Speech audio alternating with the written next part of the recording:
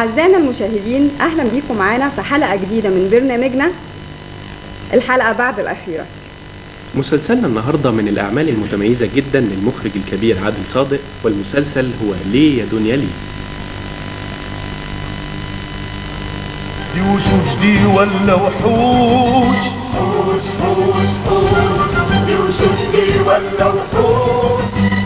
ولا ديابة في غابة في عالم معرفوش؟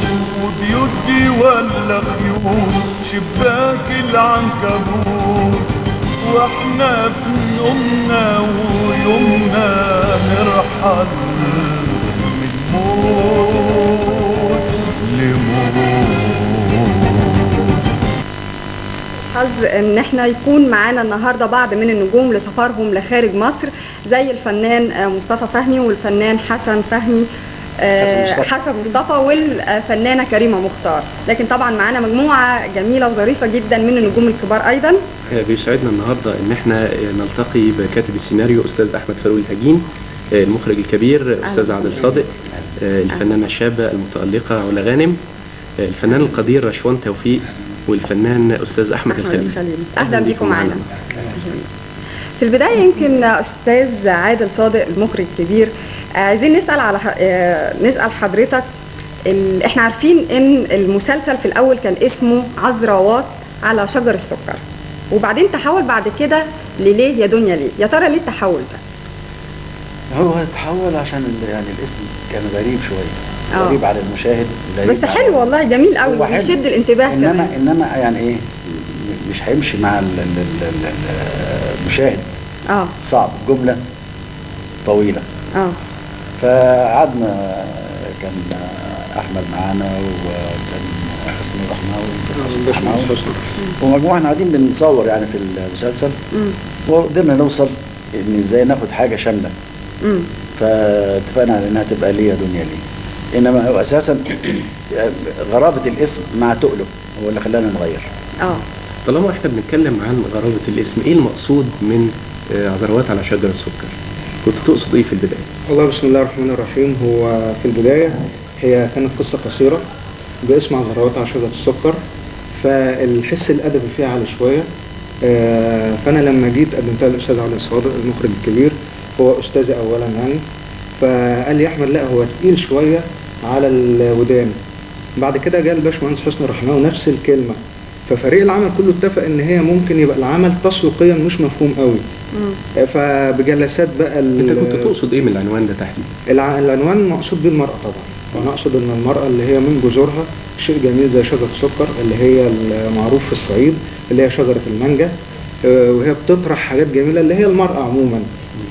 فالقضية كانت مصبة اكتر عن المرأة، فانا هعبر عنها ازاي. فيمكن ده كان سبب تغيير الاسم يعني. وتغيير الاسم، هل انت ايه رايك فيه ليه يا دنيا ليه؟ لا يعني هل اصاب المعنى اللي انت كنت تقصده في البدايه؟ هو اقول لحضرتك حاجه، هو انا من البدايه كنت حابب اسم عذراوات جدا، وكان اسم يشد جدا، والاستاذ عادل قال لي اسم جميل، بس القلق شويه من حته ان هو ما يتفهمش، وبالذات من الناحيه التسويقيه. الباشمهندس حسن الرحماوي نفس الكلام، لكن انا حابب كده، وفي نفس الوقت سعيد بالنجاح اللي احنا فيه. بدليل انك انت سالت تقصد ايه من شجروات على شجره السكر؟ عذراوات على يعني ايه، يعني ايه تقصد ايه؟ فكان بص نلاقي جدا، حتى لما كان في صحافه يكلمونا وقول لهم الاسم يقول يعني ايه. فاحنا وجدنا ان الاسم جميل وغريب ويشد، انما هنقعد هيحتاج وقت لتفسير بقى تفسير لكل كلمه. فعشان كده قلنا نختصر الطريق ونخليها بالنسبه للمشاهد كمان والمسلسلات وخاصه الدراما الاسم يبقى خفيف ويشد المشاهد انه يشوف.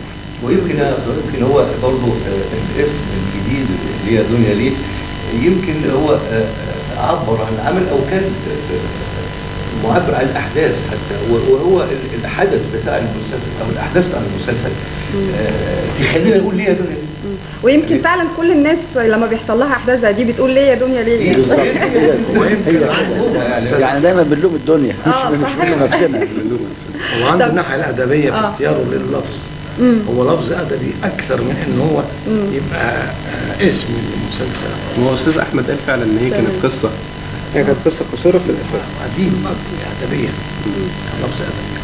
طب المخرج عادل صادق، يمكن الموضوعات اللي ناقشها المسلسل زي الفقر وإرغام فتاة على إن هي تتجوز واحد من الأغنياء، وإن هي تسيب حبيبها الفقير، وصراع بين عدد من رجال الأعمال والزواج العرفي، يمكن كل دي موضوعات طرحت قبل كده. يعني إيه الجديد اللي حضرتك شفته في المسلسل ده عشان توافق على إخراجه؟ لا هو مش طرحت معنا، بنتكلم عن الجواز العرفي.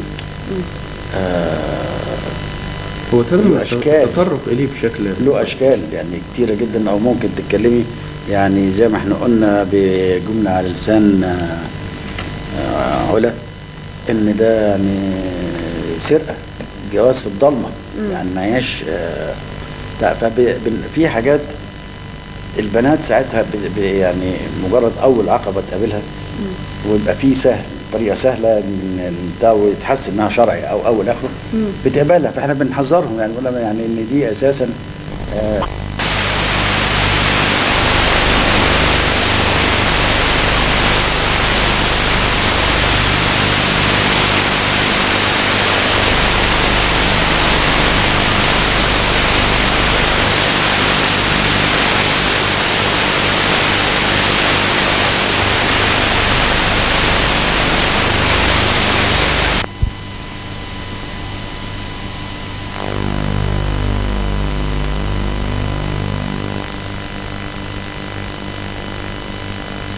يعني ان هو اسم راجل اعمال، انما امتى هيهرب؟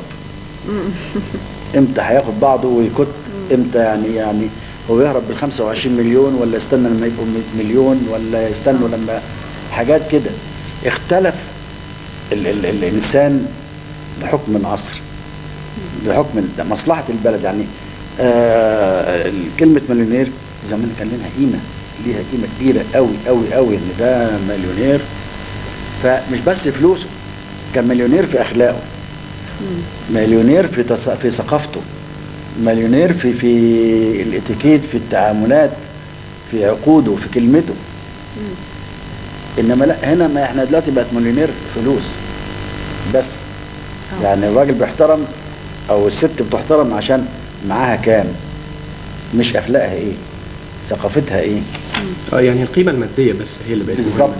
فده الجديد اللي موجود في المسلسل بالنسبة للناس. الغربة اللي احنا شفتيها في بيت الطالبات او المغتربات، يعني وفي امثلة كتيرة جدا. احنا لو كنا سيبنا المجال لأحمد، في امثلة وامثلة حقيقية. يعني بنات وعائلات او عائلاتهم موجودة، وكل واحدة مش قادرة تواجه عائلتها بمشكلتها او مشكلة عائلتها او بالضغط الاسري. برضو الاسرة اتغيرت، المجتمع اتغير. اذا في حاجة اللي عايش على الماضي، يعني زمان بقى خلاص الثورة قامت، فيعني انا من اصل بشوات. ده الجديد، ده اللي يشد دلوقتي بالنسبة للعالم اللي احنا بنشوفه. الفنانة علا غانم او جيلان في المسلسل، الدور ده اكتسب تعاطف يعني نسبة كبيرة من المشاهدين باعتبار انها امرأة ضحية، لكن انا عايز اعرف الدور ده او جيلان اضافت ايه ليكي كممثلة شايفة؟ هو انا اتمنى ان الفرصة دي كانت تجيلي النهاردة، لان دور جيلان جالي على الهوا قبل التصوير بحوالي 5-6 ايام، ما خدتش فرصة كافية ان انا اقرا. طيب علا معلش هنكمل بقية حوارك، بس معانا تليفون نستقبله. الو. الو. السلام عليكم. عليكم السلام، مين معانا؟ منى. ممكن اكلم الانسة غدا؟ مفيش حد عندنا في الغدا. معانا الفنانة علا غانم. علي، ازيك يا علا؟ ازيك انتي؟ عاملة ايه؟ انا كويسة الحمد لله. كويسة؟ كويسة والله كان تمثيلك جميل جدا. عجبك؟ والله.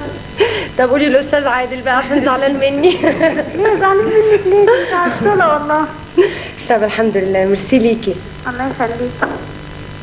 طيب عظيم، يعني احنا ما زلنا بنتكلم عن شخصية جيلان. الحمد لله. فالشخصية دي انا اولا الفرصة كانت بالنسبة لي اول مرة اخد دور بالمساحة دي، ما كانش في وقت كفاية ان انا اقرا، فبقيت بشتغل برجع للاستاذ عادل عشان يعرفني. لا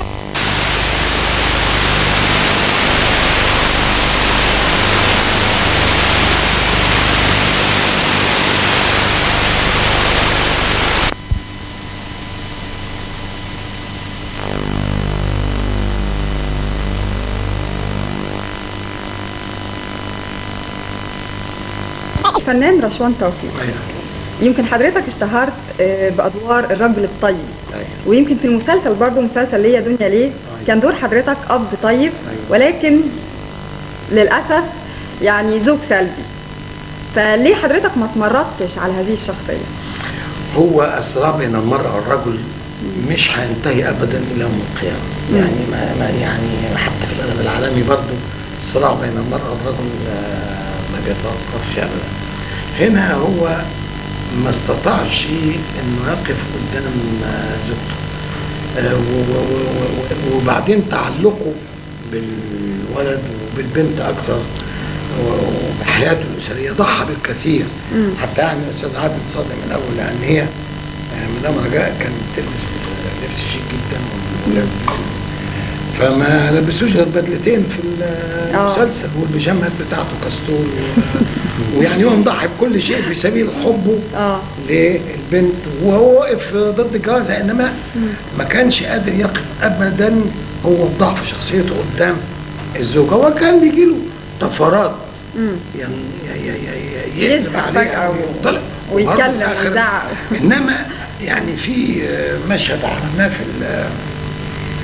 في النهايه، يعني انا بعتبره من احلى مشهد، يعني غير الخناقات والمواقف بيني وبين مدام رجاء، وهي خارجه رايحه القسم والولد حابسينه واخدين رجاء في الاخر، وبيمشي الاب وراهم وبيعمل كده. بعد بقول لها ليه عملت كده؟ سسيفة الصغننه اللي عملها دي كان تحب كل حياته ضاعت، لان هو ما قدرش يعمل موقف برضه مع الزوج. طب استاذ رشوان، احنا معانا الفنانه رجاء الجداوي معانا على التليفون. هي للاسف طبعا ما قدرتش تحضر معانا، لكن هي معانا على التليفون دلوقتي. الو ايوه مدام رجاء. اهلا، مساء الخير. اهلا يا فندم. النور. ازاي؟ صح. ازي حضرتك؟ الحمد لله. مفتقدينك والله جدا يعني. والله انا اسفه خالص، كان نفسنا تكوني معانا. انا للاسف يعني طبعا هو مش للاسف بصور وما رضيش يسيبوني، بصور بعيد قوي قوي فما قدرتش انزل الحقيقه. ايوه. كان نفسي اقعد معاكم. انا طبعا حتى مش شايفه، انا بتكلم على الهوا ومش عارفه مين اللي على الهوا، لان الحقيقه ما عنديش في المكان ده ما فيش القناه. فطبعا الاستاذ عادل صادق اذا كان موجود انا بسلم عليه. الله يسلمك. موجود معانا فعلا. استاذ عادل ازيك؟ وحشاني. انت كمان وحشني جدا.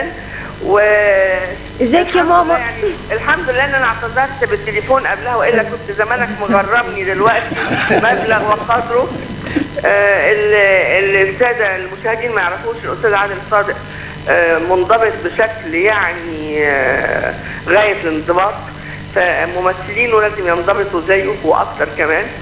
اي تاخير بندفع عليه غرامه.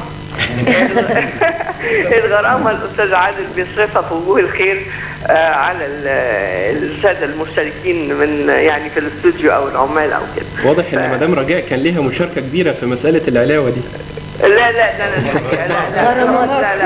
انا منضبطه جدا، لا انا منضبطه جدا جدا. ومع الاستاذ عادل ما بقدرش، لانه بيقعد بيستنى الممثلين قبل ميعادهم بنص ساعه، بيفضل قاعد لهم بره، فيعني ببقى مرعوبه. صح.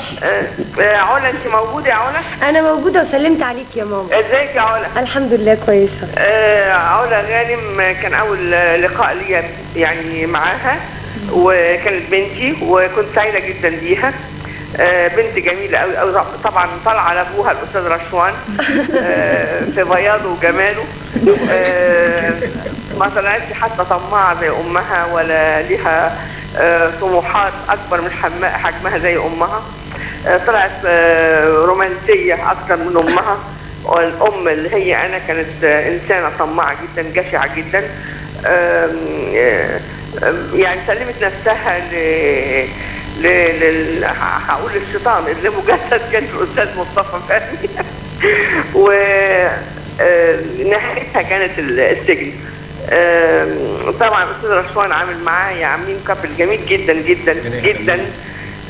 كان لنا مشهد كوميدي كان من كام يوم انا قعدت اضحك لوحدي وانا بتفرج عليه. طبعا الاستاذ رشوان انت فاكره؟ طبعا. فاكر ايه؟ فاكر ايه؟ عملت ايه يوم؟ فاكر ايه؟ ها؟ والله العظيم انت عارفه انا اتخضيت قد ايه لما حصل. لا لا لا لا ما جاتش فيا.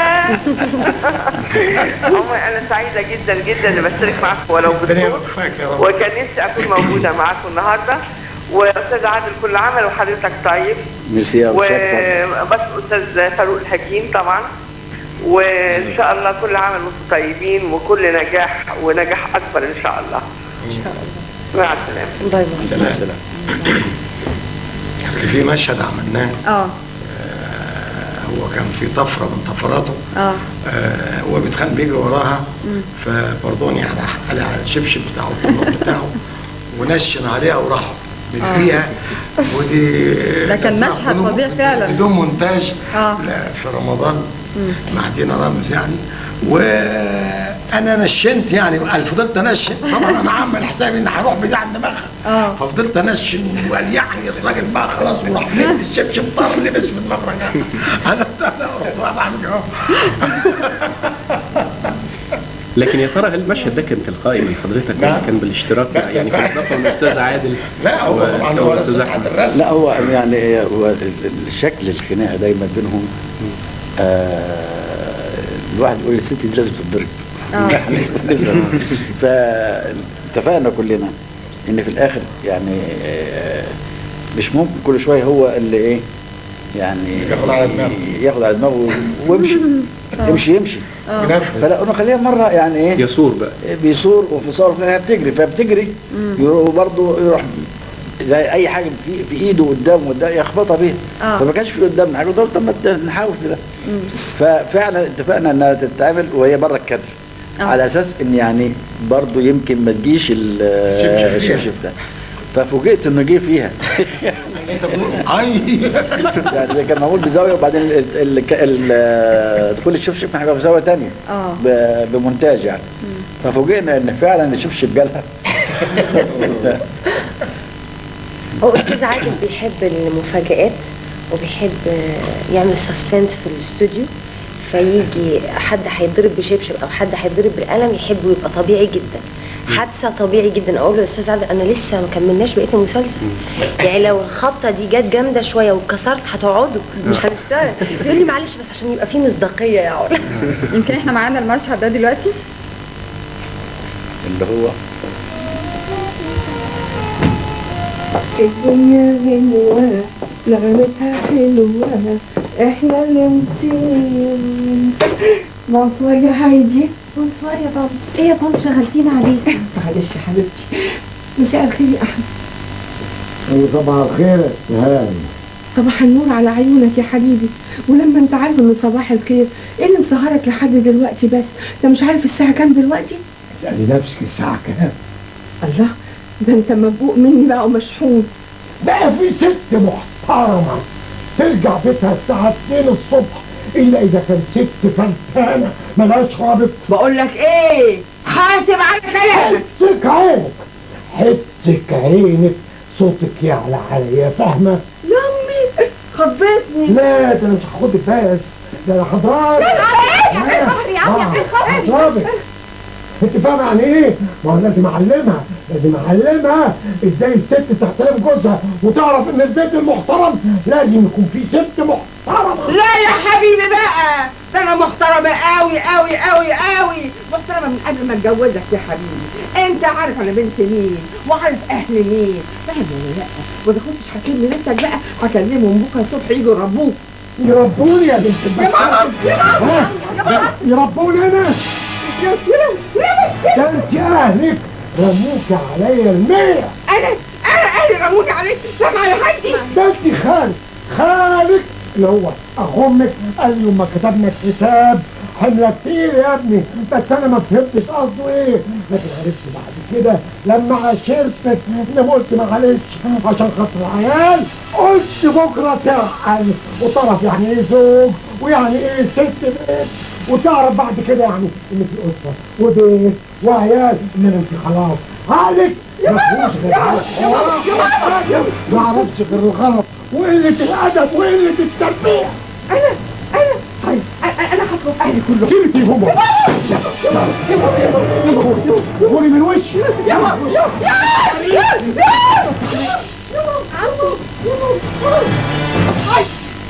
يا رمية قوية جدا يعني. الحقيقة مشهد كان غير متوقع، مفاجئ لي. لا الشبشب يعني سوفت يعني مع الشركات. الحمد لله الحمد لله. الفنان عشوان توفيق، حضرتك ليك مقولة دايما بترددها ان مش المهم حجم الدور ولكن المهم تأثيره. فايه التأثير اللي حضرتك يعني قدرت ان انت توصله من خلال هذا الدور وشجعك على قبول هذا الدور في المسلسل؟ شوف حضرتك، انا يعني عمري ما مثلت مشهد وابقى بره الشخصيه. يعني انا من الممثلين اللي يعيشوا الشخصيه معيشه كامله، ويمكن بعد ما يمكن المشهد يخلص تبص لاني يعني عايز اقعد واحده والم نفسي، ما اقولش من بره ابدا. طبعا اختيار الاستاذ عادل صادق ليه يعني انا بشكره عليه، لانه اداني فرصه اني ابرز امكانيات مش موجوده في الادوار الجاده الثانيه اللي انا بعملها، الادوار الدينيه او الادوار المثاليه وبتاع. انما هنا برضه هو مثالي، انما ضعيف الشخصيه وازاي هي بتتحكم فيه وعمال يكتم في عواطفه ويكتم في نفسه. فالدور فيه شغل فظيع جدا يعني. انا من احساسي الشخصي صحيح في مواقف بتؤدي الى كوميديا يعني، طبعا هو اي موقف درامي ممكن يتأدى بنفس الاداء ويعطي احساس اخر، انما ايه المانع ان احنا نعطي احساس بانه يبقى مقهور زي كان زمان بشار وكيم، يبقى زوج مقهور، انما كان الواحد بيحس بلحظات حب معاه ما يبقاش حاسس بحاله من الاكتئاب. ايه المانع انه يبقى فيه ان احنا نتفرج على مشهد خناقه زي ممكن كان الخناقه دي تبقى بشكل مغاير تماما، يبقى الجو العام يبقى متوتر وعنيف. هو متوتر، احنا حاطينها بس يعني في مسحه من الكوميديا، كوميدي شويه، في خفه ظل في العطاء استاذ المؤمن يعني توجيهاته طبعا. فانا من ناحيتي الدور لمس في حاجه، وانا حاولت ان انا بقدر استطاعتي كممثل ان انا اوصله للمشاهد. احنا معانا تليفون. ايوه الو السلام عليكم. عليكم السلام، مين معانا؟ محمود زارع من الهرم. اهلا يا استاذ محمود. ممكن حضرتك بس يعني انا اسال الاستاذ رشوان سؤال؟ طبعا اتفضل. استاذ رشوان، طبعا ادوار حضرتك معلش يعني ممكن حضرتك تعلي صوتك شويه؟ ادوار حضرتك كلها يعني بحس ان حضرتك بتمثلها مش تمثيل، يعني انت تلقائيه، وطبعا دي حاجه طبيعه في حضرتك يعني. شكرا. بس طبعا انا ليا سؤال بسيط. اتفضل. ايه حضرتك اللي يعني هل ده فعلا في السيناريو ان انت تصبر على بلاء هذه الامرأة المتسلطة بالصبر ده؟ دي حاجة. حوار المؤلف وكل ميزانسين والحركة دي المخرج هو اللي مبدعها يعني. هو طبعا هو في الورق مكتوب الحوار ده حوار الاستاذ، هو الاستاذ عادل صادق طبعا مخرج، والاستاذ يعني عادل هو اللي عامل ميزانسين واللفه والحركه وكل القطعات دي ابداعه هو يعني. هو طبعا الاستاذ. طب يعني معلش، هو برضه كان يعني حته السلبيه ان انت شفت او اكتشفت التلاعب في الاوراق والمستندات، وان انت ما تبلغش او كده. هل هذا السلبيه هي حاليا اللي موجودة فعلا في المجتمع المصري؟ لان انا بشوف طبعا قضايا من هذه النوعية كتيرة جدا موجودة في الجرايد ونواب القروض وما الى ذلك، ورغم ذلك يعني فعلا ما بحسش ان في حد بيتعاقب. هل الدور الفني هنا مش يؤثر فعلا في المجتمع ويخلي ان يبقى في قانون رادع لهؤلاء المتسلطين على دمار الاقتصاد المصري؟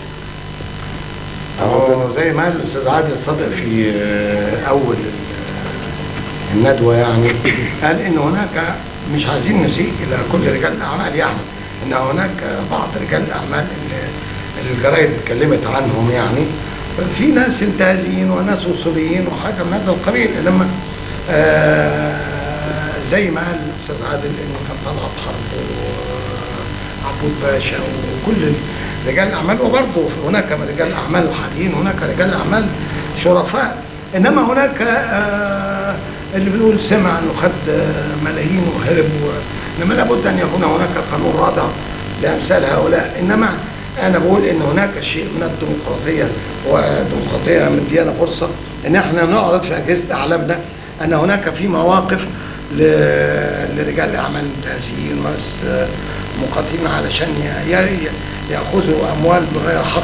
يعني في اجهزه اعلامنا احنا بنعرض الناس دول ما بنتسترش عليهم يعني. لا وانا يا فندم انا ما بقولش ان حضراتكم بتتستروا، بس انا بقول انا بقول لحضرتك ان فعلا انتوا بتعرضوا هذه المشاكل، انما انا يعني بتمنى ان يكون الدور بتاع عرض هذه المشاكل فعال ومؤثر في المجتمع، بحيث ان يبقى فيه فعلا قانون رادع، وما نسمعش ان في واحد خد مليارات وسافر ورجع عمل مصالحه وبقى عضو مجلس الشعب وصالحه وبقى مش عارف ايه. يعني الحاجات دي يعني بتحرقنا، لان دي بلدنا. احنا نفسنا نبقى اعظم بلد في العالم زي ما كنا، ما نبقاش كده. احنا وصلنا لحال النهارده رجال الاعمال بيشردوا العمال في قانون الخصخصه وغيره وغيره. الناس دي لازم يبقى ليها قانون رادع. ازاي الناس دي تعمل كده في الشعب؟ ده في منهم مش مصريين وبيبهدلوا في الناس جنسيات اخرى. هل ده وصلنا بالمجتمع بينا ان احنا نبقى كده؟ مش ممكن. الفن بيدينا نوعيات، زي مثلا المسلسل اللي كان بتاع اللي في رمضان اللي قبل اللي فات برضه كان بيقول على نظام الخصخصه والحاجات ديت. بس فين بقى اللي ما بعد هذا الدور الفني العظيم اللي هو بيبين السلبيات الجامده في المجتمع؟ فين ما بعديه؟ اين التحرك اللي هيقدر يخلينا احنا نحس ان فعلا التمثيليات دي اثرت في المجتمع وبدات تغير فيه؟ ما هو الفن دوره ايه؟ ان هو بيأثر في المجتمع. فيا انا بحس ان المسلسلات دي بتتعمل كمسكنات مورفين للشعب تريحه. والله يا استاذ محمود يعني واحنا انا اسف يعني، بس انتوا بتقولوا في ديمقراطيه وحريه في الراي، فانا بقول رايي. اكيد طبعا حضرتك اكيد طبعا اكيد. عموما يعني احنا بنحاول من خلال الدراما والفن ان احنا نخدم المجتمع بقدر الامكان. وشكرا لحضرتك جدا، وشكرا لاتصال حضرتك. لو ما كانش يعني ما كانش هو رد دلوقتي الكلام يعني ما كانش المسلسل ده او النوعيه دي او السلبيه دي يعني خلت صوته يطلع، لان هو اساسا طبعا انت برضو فرد من افراد المجتمع طبعا، ما انت مواطن بتحب مصر زي ما احنا بنحبها. طب ايه حلولك انت؟ يعني غير انك انت متاثر لا غير طبعا. طب احنا هو كويس الاستاذ عادل بيقول ان احنا نتيجه هذا العرض ونتيجه ان احنا النقاط اتكلمنا طبعا اكيد. ويمكن نشوف المشهد ده بقى مع بعض، مشهد صراع رجال الاعمال. عايز ايه دلوقتي؟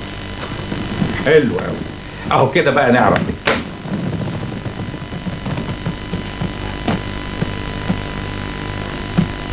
حقي. نعم حقك. حقك في ايه؟ في العمليه.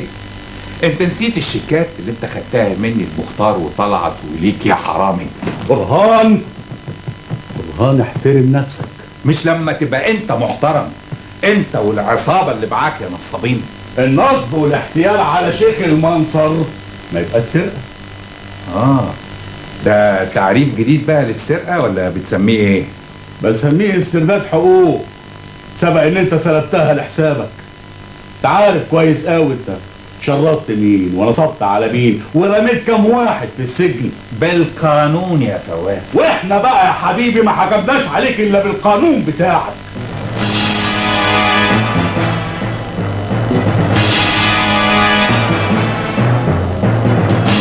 على كل حال انا بديك اخر فرصة في عمرك يا فواز.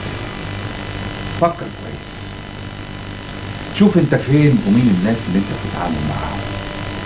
بص للمستقبل، شوف نفسك بعد 2 3 5 هتكون فين من غير برهان ما يكون جنبك. برهان اللي طول عمره وقف جنبك في مواقف كتيرة قوي. برهان اللي عمره ما اتأخر عنك اي حاجة. فنان رشوان توفيق بعيدا عن شخصية الرجل الطيب سواء المثالي او المسالم والسلبي، هل ممكن ان احنا نطمح في يوم من الايام ان نشوف الفنان رشوان توفيق يجسد شخصية شرير؟ والله انا متجسد اليومين دول كذا شخصيه يعني فيها ادوار شر في اهل الدنيا ادعو الله من النزاع مع الاستاذ دور مكان والاستاذ صلاح الصعباني عامل دور برضه شر، والذئب اللي اذيع على القناه الثانيه برضه عامل فيه دور شر. انما انا يمكن يعني اما بقارن مثلا نجومنا واساتذتنا الكبار يعني سبقونا قبل كده، يعني لو انت مسكت نجم كبير وتاريخ زي حسين رياض ما عملش 4-5 ادوار شر في حياته. انما يعني المهم الحمد لله ربنا كرمنا بتقلبنا بين ادوار دينيه وادوار اجتماعيه وادوار برضه شر. يعني الحمد لله ربنا كرم الواحد في المرحله كمان المتاخره من لا باذن الله هتبقى لسه صعبه. بس استاذ عادل يمكن انا عايزه اسال برضه حضرتك سؤال. حضرتك ما شفتش ان استاذ الفنان رشوان توفيق يقدر ان هو يعمل دور شر من الشخصيات اللي حضرتك عملتها في المسلسل؟ لا هو شوفي الممثل وخاصة اللي هو بيعيش يعني مع رشوان توفيق عشرة عمر في الاستوديو ده بالذات يعني من 40 سنة كنا هنا يعني بالظبط من 40 سنة كنا هنا كان يعني إدارة استوديو وإخراج وحياة عشنا حياة جميلة جدا. تلاحظي على رشوان الممثل الوحيد اللي شفته لغاية دلوقتي في جميع الممثلين اللي موجودة بيعيش في قبل البروفا وما بيعمل البروفا الدراي حتى من غير الكاميرا بيعملها بنفس الانفعالة بنفس الحركة بنفس العصبية لدرجة ان يعني انا اقول له يعني خف على نفسك شوية عشان بالنسبة لما تيجي المشهد ما يعرفش فعلا بيبقى دماغه ودي الكلمات ليه تايه. فرشوان يقدر يلعب بس كنت اشفق عليه انه يلعب دور الشر الجامد قوي اللي لعبه مثلا مصطفى فهمي يعني ايه الناس مش هو هيصدق كممثل هيعمله انما برضه هيبقى بالنسبه للمشاهد اللي شايفه كتير قوي وعاش مع رشوان هيكرهه كره جامد قوي ومش هيصدق العمليه دي وبتزعل منه. يعني احنا بنيجي ساعات بنفكر بص لا فعلا في ناس كتير ممثلين كتير يخافوا يعملوا ادوار شر يقول لك لا المشاهدين يزعلوا مني ما يكرهش الشخصيه. لا انما هو من ناحيه يعمل وبعدين خاصه الشر ملوش ملامح يعني الانسان الشرير ملوش ملامح بالعكس ممكن انسان جميل زي كده وهادي ويعني كتير قوي من الناس اللي زاروا بيوت الله سبحانه وتعالى وعملوا عمرات وعملوا حاجات بنسمع عنهم حاجات جميله جدا في طريق الشر يعني. فلا هو بس انا فعلا كنت محتاجه في الدور ده بالذات اللي هو الانسان مش السلبي اللي يعني ايه مستسلم للواقع اللي هو فيه ومريح دماغه تمام لغايه ما لقى الضغوط زادت يعني بنته بتضيع ابنه خلاص دخل في سكه هو اتحط برضه في نفس لان هو الاول اول واحد اصطاده برهان هو طبعا فاشتغل بفرحه انه هيشتغل وجد نفسه خلاص يعني. طب الفنانه علا غانم هل انت حسيتي ان الدور دوت يعني لقى نجاح زي الادوار اللي انت عملتيها قبل كده في مسلسلات اخرى زي مثلا جسر الخطر او والله هو انا فوجئت انا لقيت ناس بتكلمني بالتليفون وبيقولوا لي مبروك المسلسل حلو قوي فعرفت ان المسلسل على النايل دراما ابتديت اتفرج فابتديت الاقي الناس صحابي اهلي ناس صحابي من اسكندريه يكلموني يقولوا حلو جدا يوم ما اتضربت بالقلم وقعت من على السلالم بيكلموني بيصرخوا في التليفون حاجات انا ما كنتش متصوره انه ممكن يعجب الناس للدرجه دي لاني ما كنتش مجهزه للمسلسل فقلت هيقولوا علا مش كويسه. انا حاسه بنفسي ان انا مش جايلان قوي يعني كان ممكن يبقى جايلان اكتر لكن هم كده الناس تجاوبت عجب الناس وبقول الحمد لله بقى ربنا عايز كده. طيب احنا معانا برضو تليفون. الو ايوه السلام عليكم. عليكم السلام. مين معانا؟ انا داليا. ازيك يا داليا؟ اهلا الحقيقه انا عايزه اكلم كابتن العمل كل الموجود. اتفضلي. مسلسل ليه يا دنيا ليه كان اكتر من رائع وانا حبيته جدا جدا جدا وانا بشكر المخرج لانه عرض لنا الشخصيات الجميله اللي احنا كان نفسنا نشوفها في المسلسل ممثلين كبار وبعد كده فنانة علا غانم حبيتها جدا. يعني انا حبيت من اول شفت الفيديو كليب مع أستاذ محمد فؤاد في اغنية هنساك، كنت جميلة جدا، حبيتك من ساعتها فعلا يعني. الحمد لله. عايزة اسألك سؤال ممكن؟ اتفضلي. يعني الشخصية دي اتأثرت فيك ازاي؟ يعني احنا كنا متعودين دايما. الشخصية ايه وانت ايه يا داليا؟ علي صوتك شوية. عايزة اقول الشخصية ديت أثرت فيكي ازاي؟ يعني شخصيتك انت كفنانة اضافت ايه جديد لعلا غانم؟ معايا؟ معاكي. يعني الدور اضاف ايه لعلا غانم كفنانة؟ انا جاوبت على السؤال بس نجاوب الاول على خاطر داليا. هو هي كل الحكايه ان انا الدور ده كان بالنسبه لي امتحان، امتحن نفسي واقدر اقول انا بقيت فين، ولازم اتحمل المسؤوليه باي قدر، لان كل ما بنكبر كل ما بنبقى لازم نشيل المسؤوليه ونبقى قدها اكتر. بطولة مسلسل. فبطولة مسلسل فجأة بالنسبة لي كان امتحان. لو أخطأت فيه شوية أخطاء أنا أخدت بالي منها، فأكيد إن شاء الله هتعلم من دي وهيبقى في تحمل مسؤولية أكبر من كده. بس هو ده اللي أضافهولي، علمني. هو كمان أستاذ عادل يعني كخبير قديم في الإخراج يعني هو عمره ما حس معالي زي ما هو بيتكلم كده يعني. ما يزعقش ولا يتخانق ولا حاجه. أيوة. انما كان كل حاجه يقول توجيهاته بوضوح شديد جدا في شرح الشخصيه. يعني برضه بنتنا هو على طول مشرف عليها في الحته دي فيها كذا والحته دي فيها كذا يعني. تمام. طيب الفنان احمد الخليلي، يمكن دور حضرتك برضه كان متميز وجميل، دور رجل الاعمال، ويمكن هو كان محرك في وسط كان من الادوار المحركه للاحداث. المحركه جدا. فهل الدور ده كان برضو جديد على حضرتك ولا ايه؟ والحقيقه كان جديد. هو اول مره انا اعمل شخصيه بالشكل ده. وده برضو الفضل الاستاذ عادل صابر اللي برضو اداني الفرصه الجميله دي. وفي نقطه بس كنت عايز اقول يعني بالنسبه للمكالمه بتاع الاستاذ محمود كان فيها على عرض المشاكل بتاعت المجتمع. انا عايز اقول ان مشكله برهان كراجل متسلط وراي الحوت في السوق الفني هنا مش قضيته ان انا هاعرض الموضوع واوجد الحلول لا. انا مشكلتي بادي الضوء احمر، بقول لهم انذار خطر، في هنا توقفوا، تجنبوا هؤلاء الحيتان. ده دور الفن. فعايز اقول ان الفن مفيش قضيه مفيش قضيه بتعرض لها كده من فراغ. الفن بيتعرض لهذه القضايا للتنبيه او للتوعيه للتنوير، وده دور مهم جدا. وفي العصر الديمقراطي اللي احنا بنعيشه زي ما قال الاستاذ رشوان، احنا بنعيش فعلا في عصر ديمقراطيه وعصر حريه في ابداء الراي وعرض المشاكل بتاعتنا. ودي فرصه حتى ادت الكتاب مجال كبير ان هم ينطلقوا في تنوع القضايا. الدور اللي هو ما كانش فيه الاول واحد، كان فيه مختار وكان فيه طلعت وكان فيه المجموعه رجال الاعمال دول. زي ما في احد المشاهدين كان قال لي يعني انتوا بتعرضوا رجال الاعمال بهذا الشكل ليه وبتخلوهم في صراع مع بعض؟ يعني انتوا كده بتخوفوا المستثمرين يعني قد كده. قال لي هذا الراي.